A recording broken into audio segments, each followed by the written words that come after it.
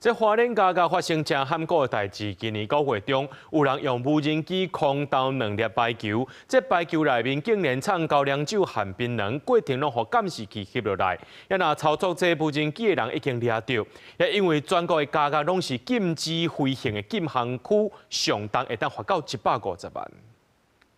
9月10日暗时10点，受刑人已经登去放射。花莲家家内底球场连续出现2粒的排球，原来甲卫星外口一台科技轿车有关系。开车4路10人操作无人机，加踢入去高粱酒也有槟榔违禁品的2粒排球空投到家家，根本袂记无人机飞的时阵声音真大声。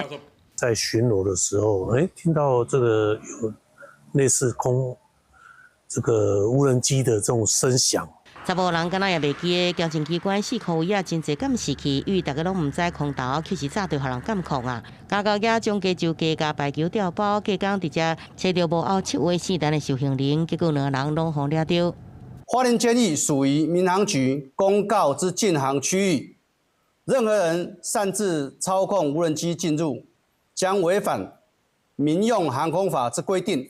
太扯了啦！他以为拍电影哦。一个监狱它本来就是一个管制区嘛，那这个空拍这样子的方式实在太扯了。过去也定定看到受刑人也是家属、乌西监所管理员、花莲家家、屏东家家拢捌发生过。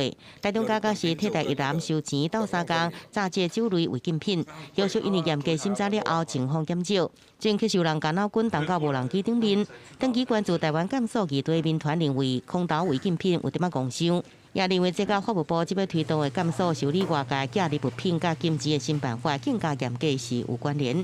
新的办法要在12月19号开始实施，除了你的3人亲之外，可能就是只能登记3个人是有基本资料的，那他才能够去记入可能金钱啊，或者是饮食啊或物品。全国家家拢是禁航区，正出现全国头13无人机空投违禁品案件。交警署讲，每一个机关拢会做一寡防治的做法，也毋过爱先研究法令了后才规范，无排除要来设置这个干扰情节设施来防治。记者综合报道。